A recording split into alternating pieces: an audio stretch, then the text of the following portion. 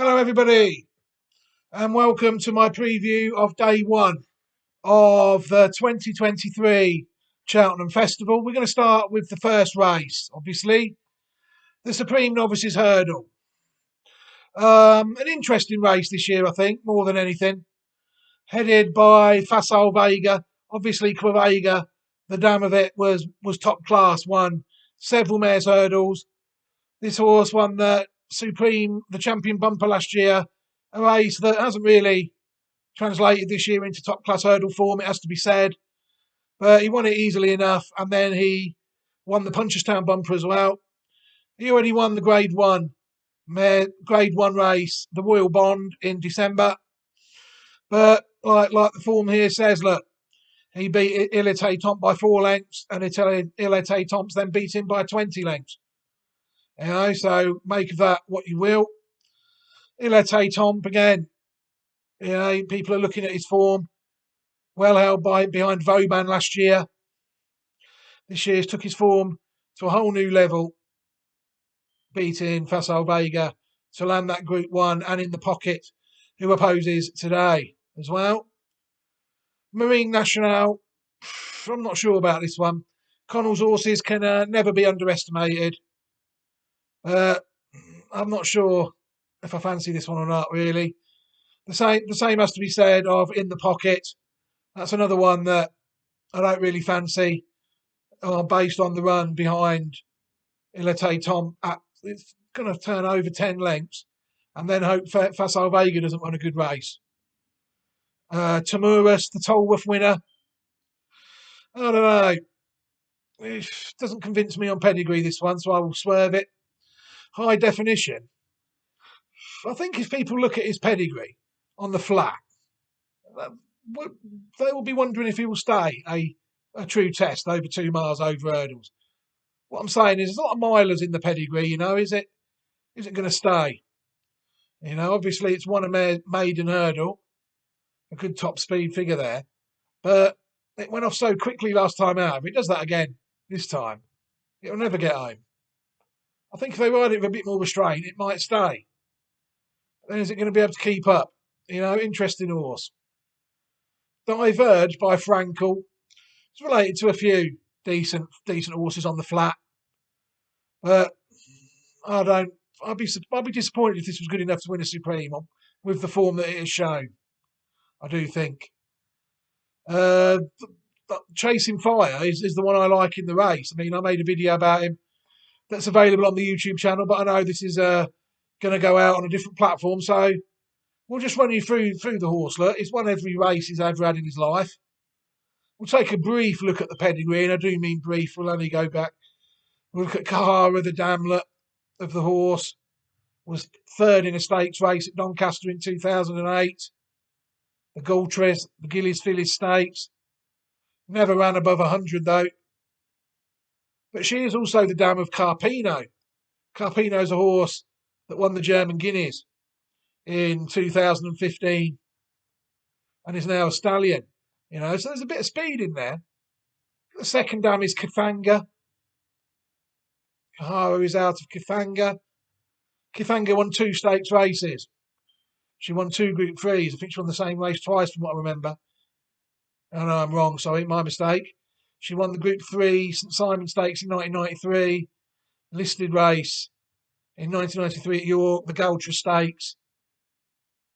And that was her 2 stakes victories. But a nice horse. Third in the 1994 Irish St Ledger behind Vintage Crop, who of course won the Melbourne Cup as well. It's good form. And she is also the dam of Milan. Milan won the St Ledger and the Voltiger in 2001. Top class national hunt stallion without any shadow of a doubt. There's other horses I've followed, like Kamari. Won a couple of races, one at Royal Ascot, that's out of Cora. Another stayer on the flat. Cora won the St Simon. I knew that's the one 2015. I knew there was multiple winners of that race in this pedigree. She was also second in the 2016 Middleton behind Beautiful Romance. You know, Chasing Fire's got a nice little immediate pedigree. If people go back to the sixth dam of Chasing Fire, seventh dam, sorry, Masaka, if they look on Family 5E, Masaka actually won the Guineas and the Oaks, the Great British Oaks and the Irish Oaks of 1948. Other decent horses on the line as well. Look, Chiazzi, plenty of stamina. Chiazzi, Castoria, Milan. Throw in a bit of Guineas winning speed that you've got with Carpino. And I think this horse could surprise a few people, but when I looked at the market earlier, the market didn't seem to agree with me at this stage, which is sad. But I do like Chasing Fire in this race, and Chasing Fire will be my selection in this race. I said in the stream earlier that I'll be disappointed if you don't finish in the first five. Yeah, I will be. Dr. Bravo is another one I don't really fancy. Rare edition. I went right off it when it ran at Huntingdon. I thought it was beat fair and square that day. It didn't seem to have any excuses that day. Dark Raven is one I don't really fancy, I don't think. It's been beaten by Elite Tomp by 9 lengths. It has beaten Dr. Bravo, though. Strong leader. It's done nothing wrong over hurdles, but the rating and the form of the experts seem to think it has plenty to find. At all. That's one. Fenner Cross again has not run above 130 in a hurdle, although he has won both of them and was rated 100. He has rated, and he's beaten there in a hurdle at won the Grade 2 Supreme Novices Hurdle trial. It's going off at 100 to 1. Palace Boy by Nathaniel is another one who looks a bit out of his depth. Second, beaten 11 lengths by Looker on his last start at Exeter in the Daily Extra Places novice race. So, in summing up the race, Facile Vega is obviously brings an interesting proposition to the table, but it is really impossible for me to ignore the last run. If it bounces back today, it bounces back today. But my selection for the race, and the one I like, is Chasing Fire. On to the second race of the first day now, the Arkle. And rather like Steve said, I will disagree with him on one point though. I've never been as strong on the third favourite, Dysart Dynamo, as others. It's a Grade 2 winner over hurdles, admittedly. It fell in this last year's Supreme Novice Hurdle. I thought it ran a bit free that day, and I didn't warm to the horse. Looked a bit of a loose cannon on the day. I think it was put firmly in its place twice this year.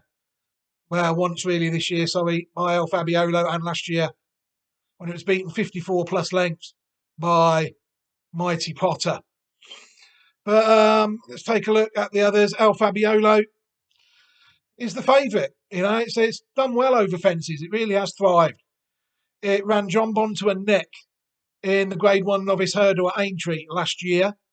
But John Bond had already had a race against Constitution Hill in the Supreme. Punchestown, he did nothing wrong in the Novice Hurdle after that, when he got off the mark in a conditions race. And then this year, it's very lightly raced, only had 2 races. He's beaten 2 nice horses, I think. Colonel Mustard's got not a bad horse, not a badly bred horse. But he was red hot favourite that day, brushed it side by 19 lengths. And then he won the Grade 1 at the Dublin Festival when he beat Banbridge, among others, by 10 lengths. It was a good performance. Banbridge had won at Cheltenham earlier in the season. John Bond will be my selection for the race. I've always loved this horse. It's fantastic pedigree of the horse, really. Related to, if you people look at the dam, Starface, they will see that John Bond really has got plenty more potential left, being a full brother to the legendary chaser Douvan. Get the strike rate of these 2 horses. Douvan, according to the Racing Post, won 79% of his races, and John Bond has won 89% of his races, 8 out of 9. The only defeat he has had is by Constitution Hill. So really, think about it. The first 2 fancies of mine in the race, they've lost 1 race between them, if you include Chasing Fire. in the Supreme. So we've got a good strike rate at least. John Bont, like I said, second behind Constitution Hill. Then he defeated El Fabiolo by a neck. Over fences. He beat Montmoral first time out, which arguably I thought was his best performance because Montmoral's a good hurdler. He then beat Boot Hill by 8 lengths. I think Boot Hill really has let that run down a bit. He's been subsequently beaten maybe twice since then. And then he went to Warwick again for the Kingmaker and won an absolute farce of a 2-runner race. But I'm all about potential with my selections. I'd like to think that whatever they've shown on the track so far, they have a potential to improve on what they've shown. That's the key to me when identifying horses, not necessarily what they've done, what can they do? And John Bond, to me, well, the sky's the limit, really. If he gets to that 178 in his career, he'll be a superb champion chase prospect or whatever route they decide to go down. But he has to see off El Fabiolo first, like Steve said. El Fabiolo, a fearsome proposition on the day, I'm sure. And it will be a fantastic race. Of the others, like I said, Dysart Dynamo, not for me. St. Roy, the same. Not for me either. Very risky, I think, that one. Hollow Games, to me, I think, has a good chance of at least completing the course. I don't know how close a lot of these are going to get to the first two. Hador is another one that was beaten by Indiana Jones last time out in a grade 3. So he's turned out quite quickly. I thought that day Indiana Jones is one of mine. Coldwell Potter's brother, Mighty Potter's brother, Better Days Ahead brother, Brighter Days Ahead brother, sorry. And he's another one that I think he probably will run his honest race. The others, I can't make a case for them, any of them, I'm afraid. Equinox Fears, Ballybreeze, or Straw Fan Jack. But I think it will be a massive upset if one of the top two do not win. And I will be siding with John Bond. I actually sided with John Bond against Constitution Hill as well. I wasn't ashamed to admit I was wrong that day. But he's not racing Constitution Hill today, is he? That's for later on. So John Bond will be on my selection in the Arkle. The third race of the day is always one of the most awkward races of the week, really, I think. The handicap chase over 3 miles and a bit. I tend to really try and use this race for future Grand National horses. Have I got any horses that I've earmarked as possible stayers that really could run well here and then go on and run well in the Grand National? It's not a race that I like, really, handicaps these days. But I have got 2 that I've previously identified that have turned up in it. And they're the only 2 horses that I'm going to take a look at in this video, I think, because it's with these handicaps, they're all there to finish in the deadline, People pay their money and take their chance in races like this. The first one is 3 under through 5. I'm going to take a look at first. You can see that's drifting like a barge according to these, but we'll take a look at the markets nearer the time for that. The form of the horse, I think, it's frustrated me. It won 2 Group 2 UK chases last year, running to 153 and 156 over 3 miles. Then they ran it at Cheltenham in the Brown Advisory. It was stuffed that day. It was quite probably a decent renewal. Long Press was a subsequent Group 1 winner after that race. And then he went back over hurdles after that at the start of this season. Started off over hurdles. He was stuffed by Proshima and he looked reluctant that day. Safe to say he was reluctant again in another Premier Handicap in November at Newbury when he was unseated his rider at the first.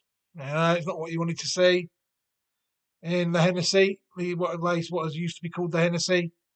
It'll always be the Hennessy to me. And then again, he ran in the Classic Chase, I assume that is, at Warwick. Another Premier Handicap. And finished 6th out of 13 again, beating 18 lengths. So they've stepped him up in 3 miles, 5 furlongs there. Stepped him up in trip this season twice in fences. And, the sort of horse to me I think Paul Nicholls sometimes does well with. But it's defied me since it was strolling round at odds on in Grade 2 novice chases last year. The pedigree of the horse is decent. I like it. Shantu. And Didinas is the dam. Didinas. You see, 300-3.5 is the best now. Rated 156. Ben Rubin's a graded winner in Ireland. I think it won a Grade 3. And then you see other horses like Dinduna. You see the second dam of it. There's horses there that have been good enough to be running around in French pattern races in all toilet. 132 rated Dindunas. And Dalidas is another dam that I've not opened up that maybe we should check out. Dindunas is very interesting. Dalidas not so much, like nothing above 120. But Dindunas, side, the 148 rated Hippomene again. Look, 3 solid horses in the French pattern. This is pattern quality horses running in handicaps, is what I'm saying here. 300-3.5. It's a well-bred horse. National Hunt pattern race quality in France. And a dual Grade 2 winner in the UK. And look at Sanuva, look. Sanuva's rated 122 herself, black type. She's the dam of Horton Color, another one I did follow, and both at around the same time in France. Horton Color was identified in France, and then ran 2 Grade 1s in the first runs in the UK, finished second in 2 Grade 1 juvenile hurdles. That's on superstar, this horse. And there were signs of a revival when he fell. It's in true frustrating horse style. Novice chase last year, I thought he looked a bit free and he looked as though a bit excitable. He was then well stuffed behind Galopin de Champ first time out in the John Durkan, I think that was. Yeah. Then in the Grade 2 at Thurles with Faco de Dury, that race was his to win. Definitely was. 2 lengths ahead and fell at the last. He then, rather disappointingly for me, got beat in the Red Mills chase by Janadil. Again, a decent 163 performance. The horse is very lightly raced, and that is one I do like. But again, he's closely related to 300-3.5, this horse. And it's a horse that's frustrated me a bit, 300-3.5. For obvious reasons, you know. I think there's more to come from it. It's taken a bit of dragging out. If the champion trainer, who's probably trained more Gold Cup winners than I've had hot dinners, and I love a hot dinner, can't get the best out of him, then we could be struggling with it. 8 years old now. The second one in the race is Fast or Slow. The Irish are very shrewd people when it comes to horses, and they seem to fancy this one. It's been slowly but surely coming in all week. It's had an interesting career, it's fair to say, because it actually won a 4-year-old chase in France, which is when I identified it, which made it quite difficult for the horse. I think it's fair to say. He's won a 3-year-old chase there at Auteuil and a 3-year-old hurdle at Chateaubriand before he even came to England, Ireland, sorry, trained in Ireland. So then they had a problem because he wasn't a novice in either chasing or hurdling, and he'd only raced a few times. So what they chose to do is switch him, and then it wasn't until 603 days later that the horse came back in a hurdle behind Lifetime Ambition when he was beaten by 12 lengths. He had a couple of more runs for experience in handicap hurdles at Leopardstown before finishing second behind Commander of Fleet. I actually backed it that day. I remember it. I had the first 2. Commander of Fleet was another one that I did double with back in the day, not last year, not over fences though, and not recently. Oh no, I didn't back it. I used to back it before then in novice hurdle. Sorry, I didn't back it that day. It was 2022. He beat mine Fast or Slow in the Coral Cup. He then ran again, second behind Comprendre in a valuable handicap hurdle at Punchestown in April. And then this year they've switched him back chasing. But again, the horse has had the horses had no novice chasing, don't forget. So what they had to do is they had to race it in Grade 1 racing to get a sort of a handicap mark, really. Just see how they got on. He got beaten 21 lengths in the same race that the horse before we just looked at, then beaten by Galopin de Champ. He was also beaten in this race as well, fast or slow. And at Leopardstown, he was last, beaten 26 lengths by Gentleman to Me. Again, a horse who beat Edwardstone last year, a genuine Group 1 horse. So as a consequence of that, they've got it rated 147, which is still level with his hurdles mark of 147. You know, and this is a well-bred horse. Pop over. The dam of it is 142 rated hurdler herself. Again in France, really, all through her career. She was moderate on the flat. Never ran in a flat pattern race, beaten in several French handicaps. But it was when she went hurdling, she was beaten 10 lengths by Costerabad on her debut in a listed race. She then won a £30,000 handicap in November 2008. And she won another Mare's Chase there in 2009 as well. Second in a Grade 3 race for mares behind Aliga in 2008. Before she did tail off a bit, but she was proven to be a good quality pattern race mare in France. Prairie Runner, the second dam of the horse, a flat horse, used to be owned by the Wildenstein, was good enough to win the Group 3 Prix Minerve of 1999. Pays Blanche, the third dam. I'm not sure what race she did win. Pays Blanche. She was deemed good enough to place in the Group 3 Prix Cleopatra of 1992. She ran in the Prix de Jockey Club of Chantilly when she was 10th, and she was also placed in another Group 3 1993 Prix Corrida, and she was 8th in User Friendly's Irish Oaks of 1992. Some nice horses. Poussin, who is also out of Pays Blanche, a winner of a listed race in 2001 Prix de Fabuleux at Deauville. It was placed at Group 1 and Group 2 level. Placed in the Group 1 Prix d'Ispahan out of only 4 runners.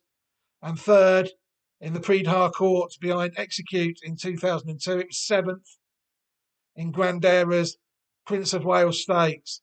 And it was 8th last in the Ispahan the next year, Falbrav. And then it tailed off quite badly in the last couple of years.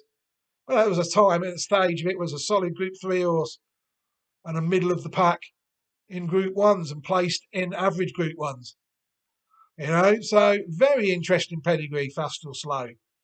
They go further back to horses like Alma Ata. This is an interesting one. It really won a good enough to win a French listed race as well. And then we went back. We had to go quite a way back though, on line 2N, to a horse called Alex. And we did find it, Alex, on line 2N. And it's quite a good German pedigree, look. German Oaks, German Derby winners, German Guineas winners there, 1,000 and 2,000 Guineas, Amoret, Aviso. Good horses, Aviatic. Some good horses there. Even that line there, look, Falirac. The sister to Ascona on the German Derby. I think that might be right.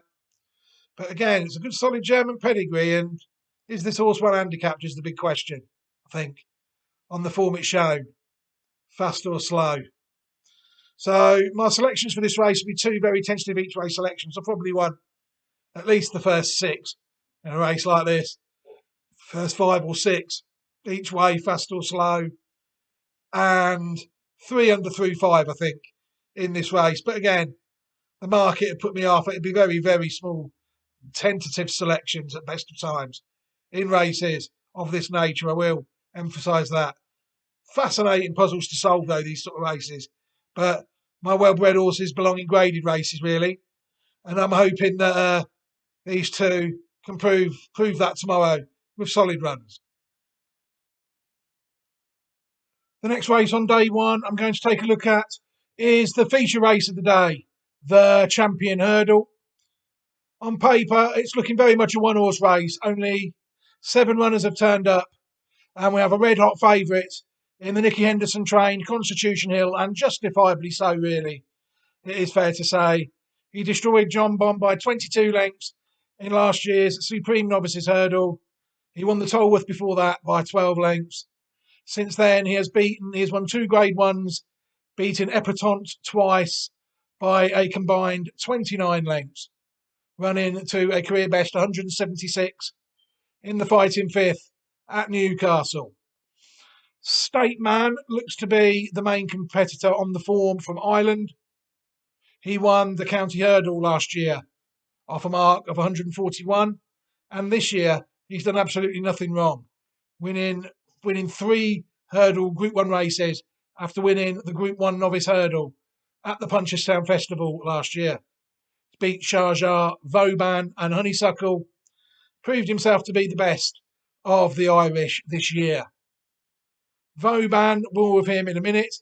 I like to move it. He destroyed an average field, I think, in the Kingwell Hurdle at Wincanton. He would be one I think could finish in the top 3 or 4. You would think that the top 2, Constitution Hill and State Man, are a bit in front of the rest, and the ratings maybe not so much on that run would indicate that, really. And I like to move it. I think would have the least to find, shall we just say, out of Zanna here, Not So Sleepy, and Jason the Militant, who it's impossible for me to make a case for either of those 3. But I'm going to take a look at Vauban because, as a second season 5-year-old hurdler, he would be my each way selection for the race to finish in the first 3. Obviously, Constitution Hill is going to take a hell of a lot of beating here. It'd probably be impossible to beat him. But to finish third, I think Vauban has got as much chance of finishing third as Constitution has of winning, I think. Vauban really should be odds on to finish third, you would think. But the interesting horse. He was just one that was unfortunate, really, not to get glory on these YouTube channels, these newfangled things in the last few months, because last year he did absolutely nothing wrong after he was identified by me. He actually was a listed winner on the flat where I did miss him somehow. I must have been looking at hurdlers. I don't know how I missed him, but I did. And it was only when I looked at this race here, the maiden hurdle at Punchestown, where I identified him. He got beat that day, but since then he went on a tear up and proved himself, I think, to be the best 4-year-old hurdler by some stretch. But then it gets difficult. These second season 5-year-old hurdlers, they have it tough in this game. I will always say that. And I think compared to a lot of Triumph hurdles, Vauban has held his own, especially in his first run at Leopardstown, I think. The second run, he was in the Irish Champion Hurdle. He was beaten more convincingly, I think, in third than he was in second in the Matheson Hurdle, if that makes any sense. His run on the Matheson, I think, will give him a chance, I think, of beating State Man. I really do think that. When Yielding is in the title, I don't know, it's good ground. It's not going to be good ground, though, is it? I think this horse next season, who knows? I think he's an improving horse. The pedigree of the horse. We've got to look at the pedigree of the horse because I've not looked at it on video yet. You've got Waldfest is the dam, Vauban is there, you see. Dual purpose pattern race winner. Not a lot happening in the second dam, and then people might have given up. But if they look at the third dam, they'll see then there's ledger winners there, such as Mars Marvel, leading the way. And the dams like Wald Lurker. I'm pretty sure that bred something as well. Bright Beacon, that rings a bell.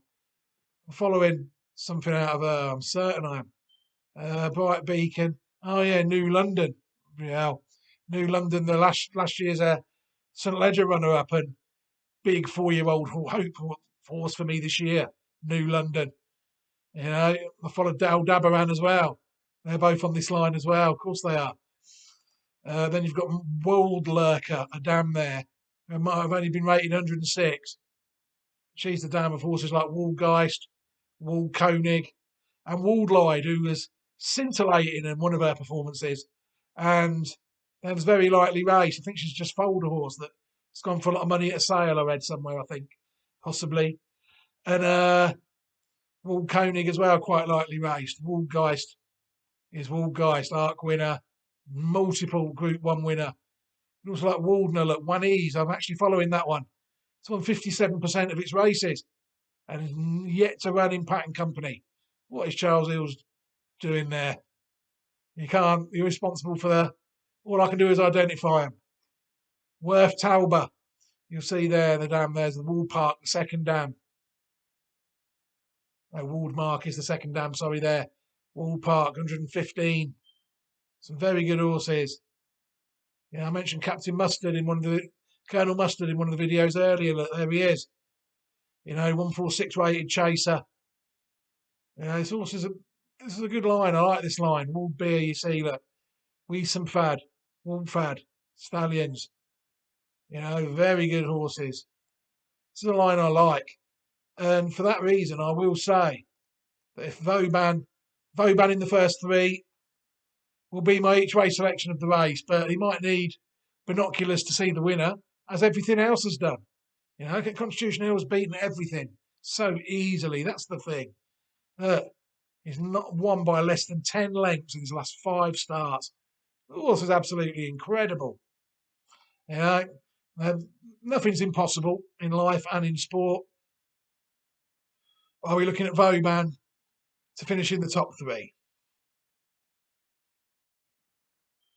The next race on the day is the Mares' Hurdle. This race really is tougher than it has been for the last few years, I think. A very strong renewal this year of the race. We've actually got 2 champion hurdlers lining up in the race. We'll go for Brandy Love.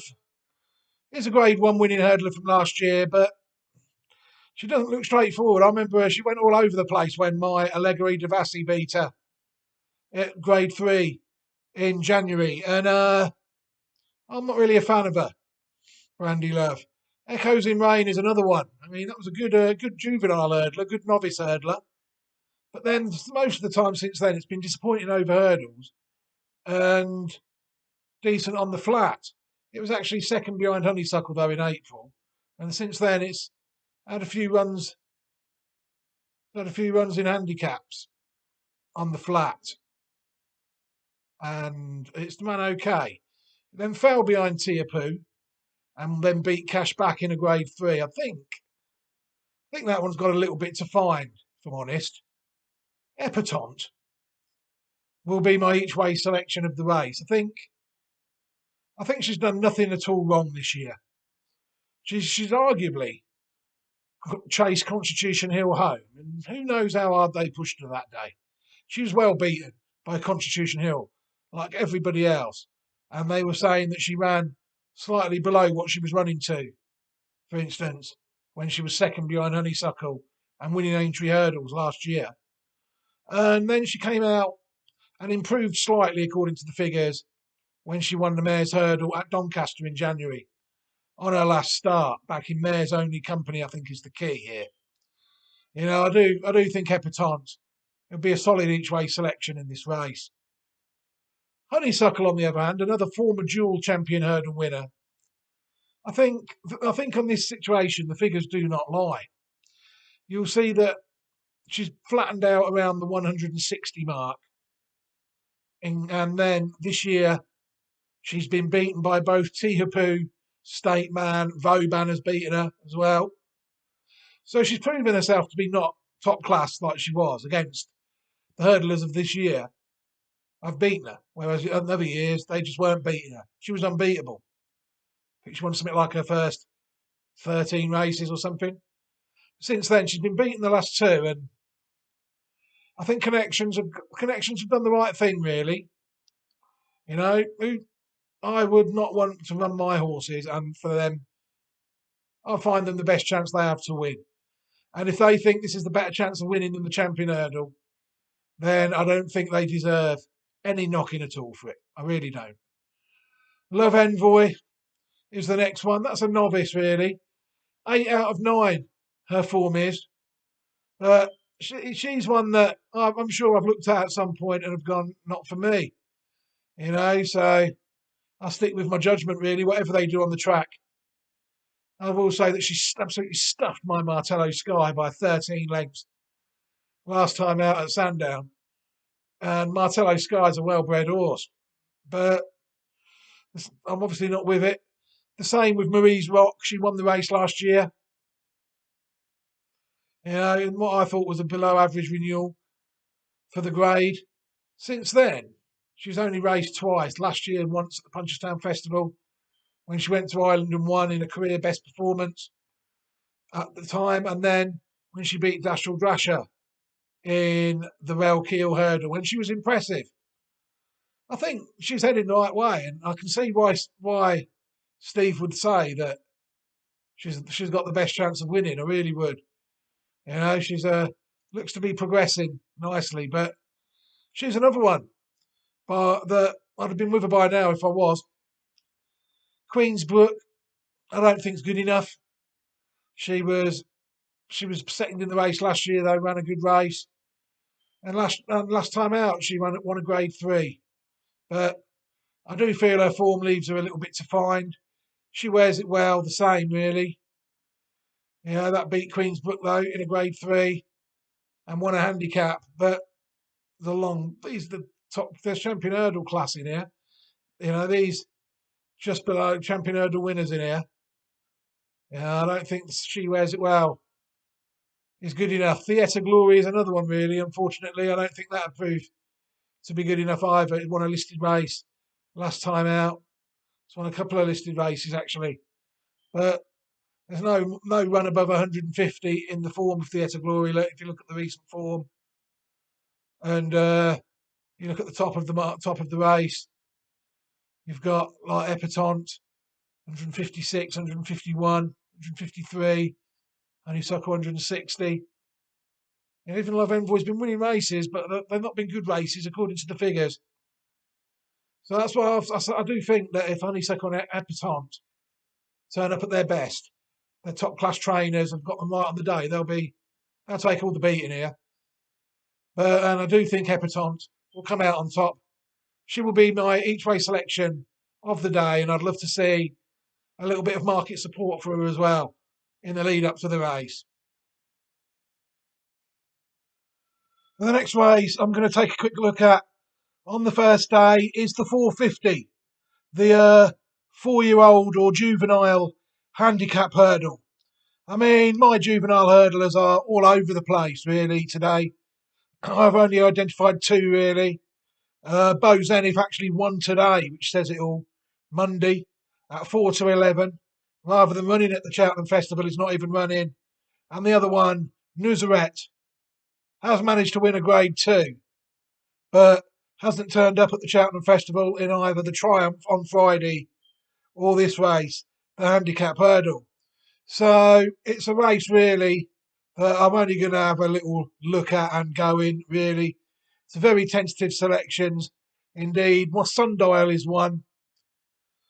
Sundial really just purely for the purpose that it's actually a full brother to a horse identified on the flat that I'm looking forward to this year, called First Minister. It's actually an unbeaten Galileo 3-year-old in training with Andre Farb, if anybody's interested. Sundial is actually a full brother to that. Already the levels looks an average horse, but it is from the family of Top Stallion Medaglia d'Oro, and that's why I'm going to chance it really in here. They won the race with a well-bred flat horse last year. JP McManus did. Brazil was the name of the horse that won last year.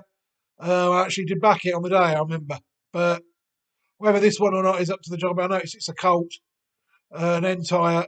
It'd be interesting to see, I think, how Sundial gets on. It doesn't look the best handicapped horse. It's had 4 runs, and the last time it's disgraced was in a handicap. And the handicap has dropped it a pound from 118 to 117. Lossy Mouth has beaten it twice comfortably, and Nuzret has beaten it comfortably as well. The other one I'm going to take a look at really is Jazzy Matty. Caldwell Construction now, if I see their horses, I do tend to have a little click on them because of Caldwell Potter and that. I've seen others as well that they have Mighty Potter, and they seem to have some quite nicely bred horses. The form of this one, you see, was fifth behind Gust of Wind at Ortoy. I'd be lying if I know anything about either of them runs. And then it's ran quite well in Ireland, ran consistently more than anything. Its rating of 121 seems fair. It's run above it once and level to it once, and just below it a couple of other times. Look behind Blood Destiny there, fifth. And it's an interesting horse because it's related to Delta Work, 171. Look, Jazzy Matty all the way back there on 124. All the others have seemed to have got black type. Look, Inniston, 120. Cap York, 144.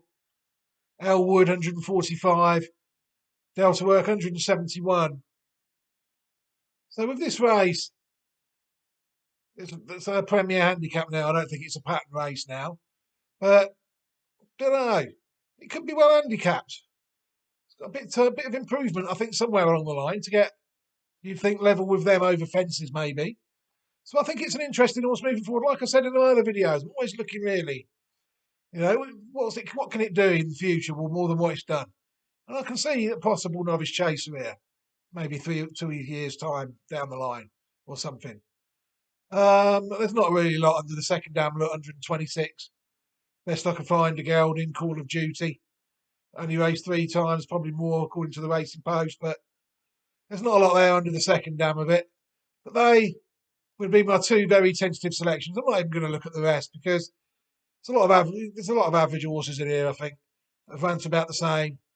Ours, might just have a little edge on pedigree over some of them. That's what I'm hoping anyway. So my selections for this race, very tentative each way selections. I'd want probably 5 or 6 places in a 22-runner race of this nature, at least, on Sundial and Jazzy Matty, both each way. And I think price is fair. They're quite well bred horses. Hello, everybody. Right, I'm just going to run you through my thoughts regarding selections on day 1 of the 2023 Cheltenham Festival. Start with the first race, the Supreme Novices Hurdle, Chasing Fire. I'd be interested in probably if I could get first 5. I wouldn't really be strong enough about anything to win the race, really. 210. If I was looking at something to win the race, it'd have to be John Bon. 250. Very tentative each way. Selections on 3 under through 5 and Fast or Slow. Although Fast or Slow has seemed popular in the market for most of the week, and if that continues, then obviously that can only be viewed as a good thing, I think, for people. There seems a bit of confidence behind it. The next race, 3:30, the Champion Hurdle. Well, I do think the favourite will take a power of beating, but Vauban to finish in the first 3 each way would be my selection for that race, and I'd be disappointed if it wasn't, to be honest. The 4:10, if say Epatante was to end up 6-1, then I'd make it my selection of the day without any shadow of a doubt, because I do think it's the class horse in the race still. I think it's got more to give than Honeysuckle, and I think the form that those 2 bring to the table gives them a bit of an edge over some of these. So it'd be Epatante each way in the 4:10. The 4:50, very tentative each way selections on Sundial and Jazzy Matty. Sundial number 20 and Jazzy Matty number 10. 10 and 20. So that'd be it really. For my selections of the day, Epatante each way in the Mare's Hurdle would be my best choice on what looks a very tricky day, to be fair. Good luck, everybody. Thank you very much for watching the preview. May I just also say thank you very much to Steve Allpress for taking the time to give his selections as well and preview the races. We hope to be back in some shape or form through the week, all things being equal. But for now, I've been Paul Newman, and goodbye, everybody.